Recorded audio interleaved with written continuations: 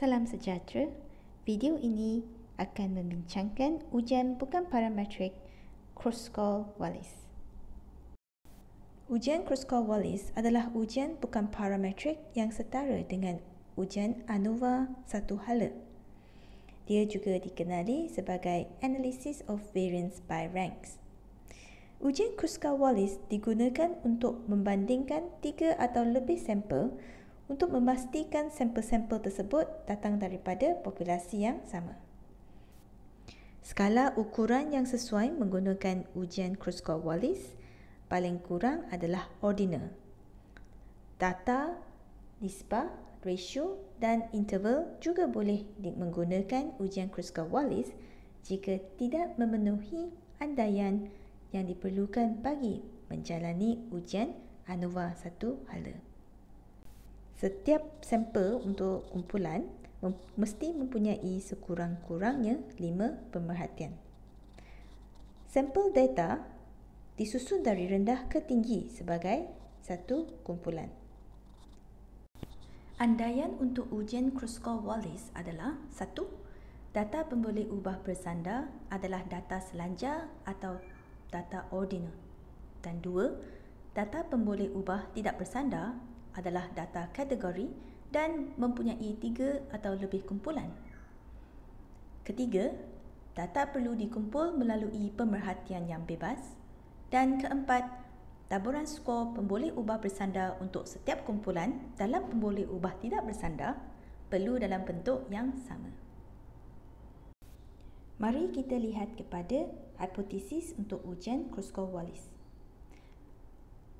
Hipotesis null untuk ujian Kruskal-Wallis berbentuk kesemua populasi K mempunyai taburan yang sama. Hipotesis alternatif, tidak semua populasi K mempunyai taburan yang sama. Untuk formula bagi ujian statistik Kruskal-Wallis, unit dia adalah H. Dan ini adalah formula untuk ujian Kruskal-Wallis. So, H, simbol untuk ujian Kruskal-Wallis bersamaan dengan 12 bahagi dengan N darab dengan N tambah 1. Dan N di sini adalah sum of sample. Okay? Darabkan dengan jumlah sum of rank bahagi dengan size sample. Tolak 3 darab dengan N tambah 1. Jika N ni lebih daripada 5, H akan dianggarkan mempunyai taburan K kuasa 2. Maka itulah kenapa pada awal video saya kata bilangan pemerhatian untuk ujian Kruskal-Wallis paling minima perlu ada 5 untuk setiap kumpulan. Jika kita memenuhi bilangan pemerhatian ini, kita boleh menggunakan taburan K kuasa 2 bagi mencari nilai kritikal untuk ujian Kruskal-Wallis. Jika anda rasa formula ini memeningkan, jangan risau. Kita akan buat satu contoh dan anda akan dapati bahawa proses dia simple saja. Mari kita lihat contoh ini. Persoalan kajian adalah, adakah bahagian yang berbeza mempunyai saiz kelas yang berbeza? Bahagian itu maksudnya kelas untuk matematik, kelas untuk bahasa Inggeris dan kelas untuk bahasa sejarah, history. Hipotesis NOR akan berbunyi, ketiga-tiga bahagian mempunyai saiz kelas median yang sama. Hipotesis alternatif berbunyi, tidak semua bahagian mempunyai saiz kelas median yang sama. Kita perlu tulis semula maklumat dalam jadual di bawah pemboleh ubah yang sesuai. Jadi kita ada 2 pemboleh ubah di sini. Kita ada bahagian iaitu group dan kita ada saiz kelas. Dan kita perlu melakukan ranking. Jadi first is kita perlu tambah rank bagi kumpulan M dan hasil tambah M bagi kumpulan E, hasil tambah M bagi kumpulan H. hasil tambah ni adalah bahagian ni. Hasil RJ, hasil tambah rank untuk setiap kumpulan sampel. Jadi first thing kita perlu lakukan adalah untuk rankingkan semua saiz kelas ni tanpa mengira kumpulan. Kita akan dapati bahawa ranking pertama, saiz kelas yang paling kecil adalah 18. Kita rankingkan dia 1.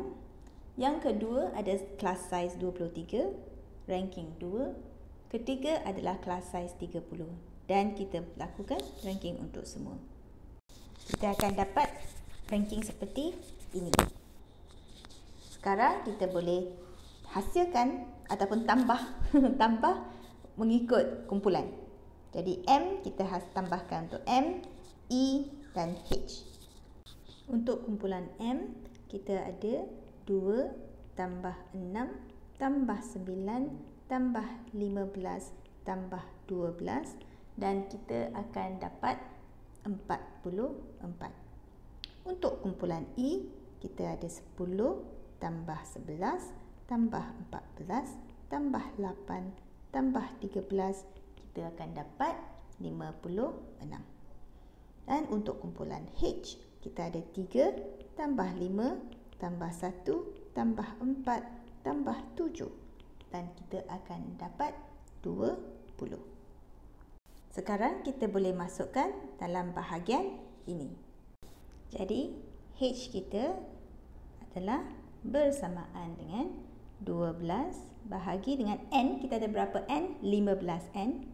Kan? Ketiga-tiga kumpulan adalah 15. 15 tambah 1 darab dengan pertama 44. Hasil jumlah rank, betul? Bahagi dengan N dalam kumpulan iaitu 5. Hasil jumlah yang kedua 56. 5 tambah dengan 20 bahagi 5. Dan kita perlu tolak 3. 15 tambah 1. Ini adalah formula kita. Dan bila kita tekan kalkulator, kita akan dapati H bersamaan dengan 6.72. Jadi ini adalah nilai kira untuk statistik Kruskal-Wallis. Langkah seterusnya adalah untuk mengenal pasti nilai kritikal. Jadi kita nak alfa 0.05. Macam mana kita mengira DF? Kita mengira DF kita nak guna table K kuasa 2. Alright. Jadi kita perlu kira DF. DF adalah K tolak 1. Kumpulan tolak 1. Kita ada berapa kumpulan? Ada 3 kumpulan. Kita ada yang class size tu kumpulan M iaitu mathematics, kumpulan E untuk English dan kumpulan H untuk history. So K adalah 3, 3 tolak 1, maka DF adalah 2. Jadi kita pergi cari nilai kritikal untuk K kuasa 2, cari DF 2 untuk alfa 0.05, kita akan dapati bahawa nilai kritikal adalah 5.992. Okay, so kita dapatilah. Oleh sebab nilai statistik Kruskal-Wallis yang dikira adalah lebih besar daripada nilai kritikal, maka kita menolak null hypothesis.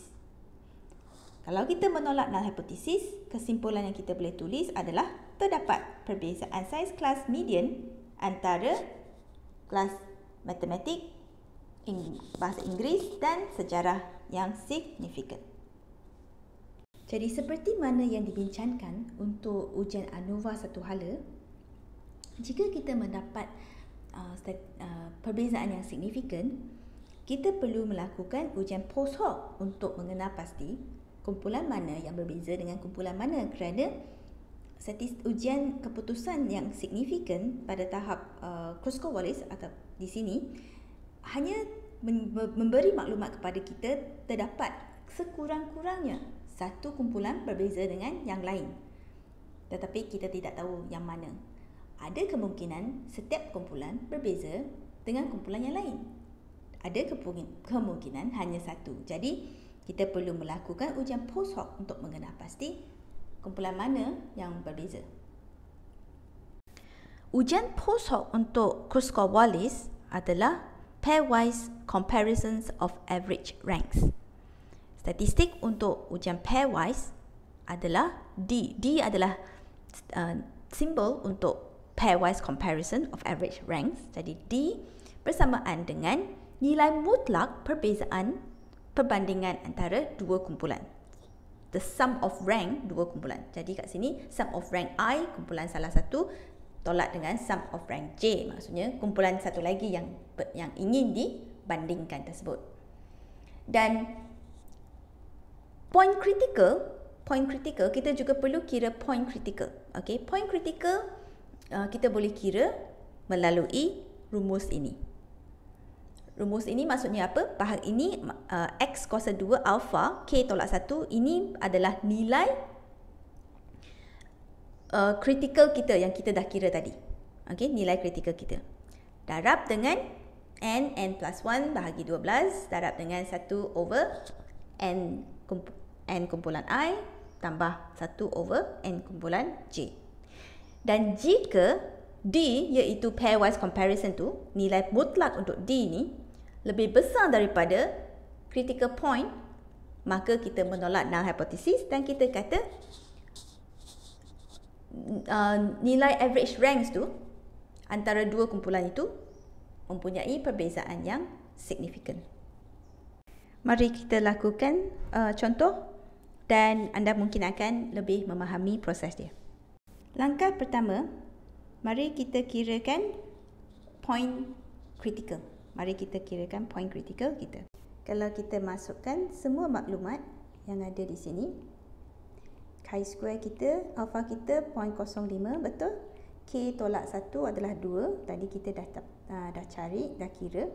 N kita adalah 15. 15 tambah 1 bahagi 12. Dan 1 per kumpulan 1. Setiap kumpulan adalah 5N je. Jadi kita boleh masukkan je lah. Alright. Dan kalau kita selesaikan pengiraan ini, kita akan dapati dia 5.992. Okay, nilai kritikal kita yang kita kira tadi. Bahagian ni 20 dan bahagian ni 2/5. Dan kalau kita selesaikan pengiraan, kita akan dapat 47.936 dan ini adalah bersamaan dengan 6.925. Jadi ini adalah critical point kita. Jadi semua D nanti kita banding dengan critical point ini.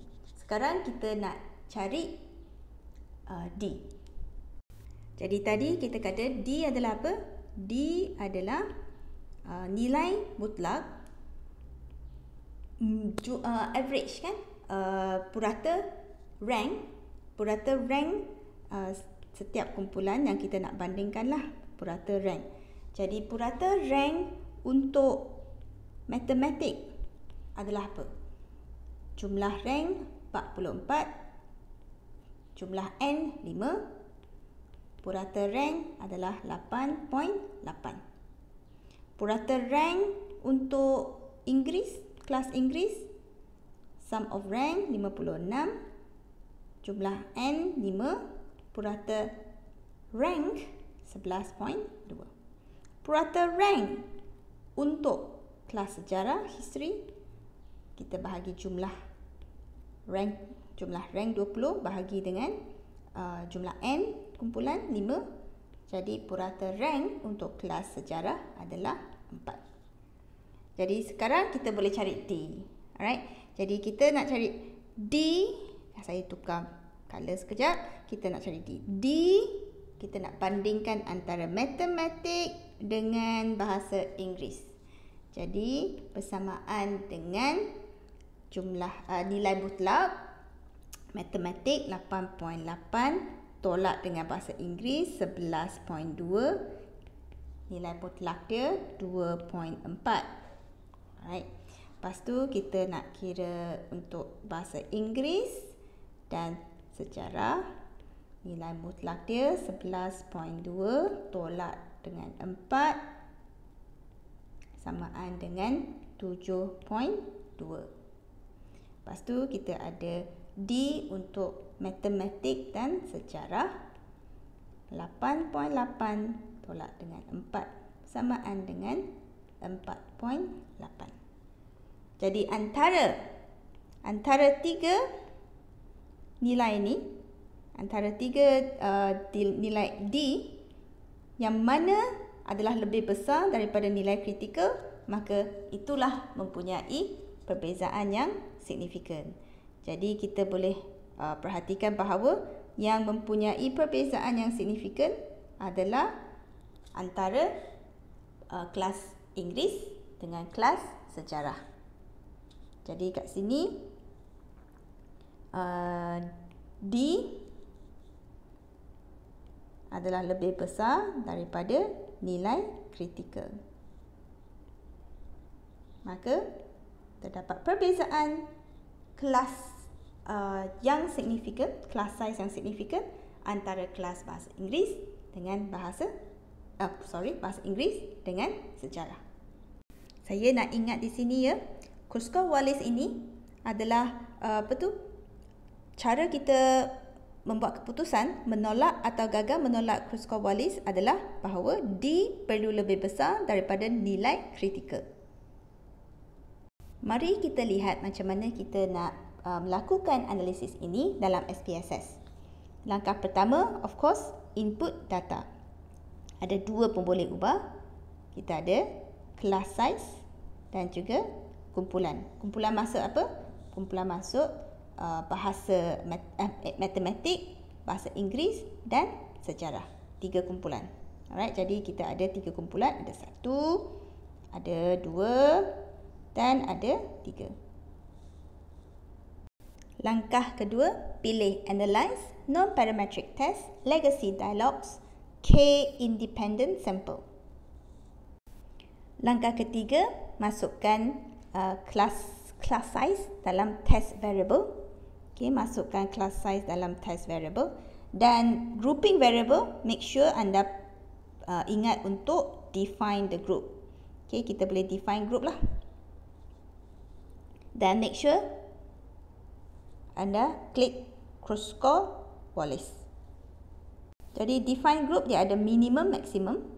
So kalau kita ada 3 kumpulan, minimum kumpulan 1, maksimum kumpulan 3. Kalau kita ada 5, maka minimum 1, maksimum 5. Alright, klik continue. Dan inilah output SPSS untuk ujian Kruskal-Wallis. Kita boleh perhatikan di sini bahawa mean rank 8.8, 11.2, 4 memang apa yang kita dah kira tadi. Dan di sini dia guna chi-square. Memang selarilah tadi kita pun untuk mencari nilai kritikal, kita guna jadual untuk chi-square. Jadi di sini walaupun Kruskal-Wallis dia letak chi-square. So chi-square dia 6.720, maka ini adalah nilai ujian Kruskal-Wallis kiraan. Di F2 kita dah kira tadi K tolak 1, 2 dan nilai P value 0.035. Jadi cara kita nak tulis adalah keputusan H kira kita. Alright, kita boleh letak DF lah kan. So kat sini H kita DF2 sama dengan 6.720. P adalah 0.035. Dan kerana P ini adalah kurang daripada 0.05, maka kita menolak null hypothesis. Jika kita menolak null hypothesis, apa kesimpulan kita? Terdapat perbezaan yang signifikan antara class size matematik, bahasa Inggeris dan sejarah. Jadi sampai sinilah untuk video ujian Kruskal-Wallis. Selamat maju jaya.